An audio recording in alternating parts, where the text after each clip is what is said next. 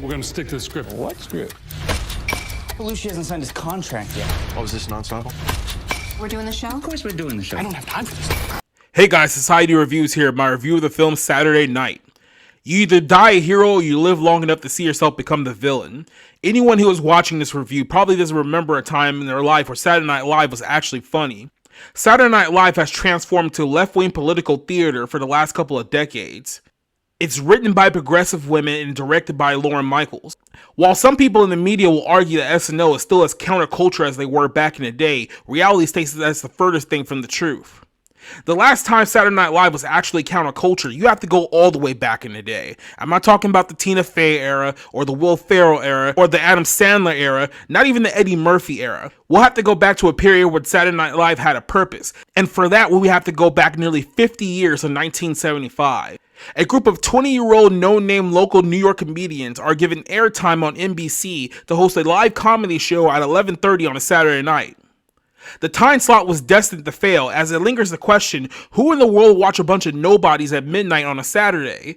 While Saturday Night Live may have been set up to fail, the gamble turned out to be one of the biggest payoffs in television history, which leads us to the film. Saturday Night takes the audience back to October 11, 1975. A young Lorne Michaels arrives at the NBC building in New York to prepare for the airing of his first episode of Saturday Night. Michaels has 90 minutes to organize and produce his show behind the scenes before going live on NBC to millions of people at home. Michaels' boss, Dick Ebersol, warns him that the NBC executives are coming from across the country to see his taping. However, Dick makes it known that the executives have no faith in the show and they're already ready to play a taping of The Tonight Show with Johnny Carson to fill time. To make matters worse, Michael is struggling to wrangle in his quirky over-the-top cast who are dealing with several issues behind the scenes that threaten the show from ever making the air.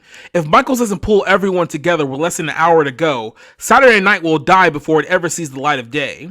Ghostbusters director Jason Reitman is the man in charge of this film and the atmosphere of the movie that he wanted to recreate the first time he watched Saturday Night Live on television. Reitman is a great filmmaker when it comes to topics that he is passionate about or wanting to present on screen. Now obviously Jason did not watch the very first episode in 1975, but the film does a pretty solid job of recreating a very small-scale broadcast television arena in the 1970s. Saturday Night gives audiences a colorful ensemble cast of actors who bring the original 1970s cast of the show to life.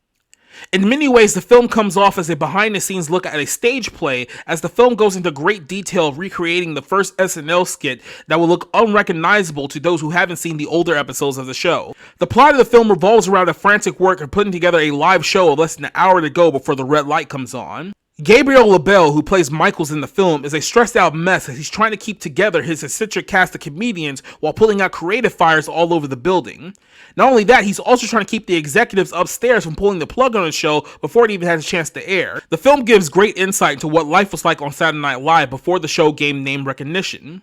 Decades before the show became a hotspot for celebrity comedians, actors, and singers, the severity and the stress associated with live television is well put together throughout the film. One of the flaws of the movie, however, is that you have to go in knowing most of the 1970s cast in order to understand a lot of the references associated with the movie. Names such as Chevy Chase and Dan Aykroyd are well-known SNL alumni, but outside of that, modern audiences may not be as familiar with the other members. This presents an interesting dilemma about who the target audience is of this film and who it should be. Given this younger cast, the faces in this movie are going to be more identifiable with a younger audience. However, a much older generation will understand all the references that this film has to offer unless you start binge-watching old 1970s episodes of the show before watching the movie. The story is all about determination and the underdog overcoming the odds.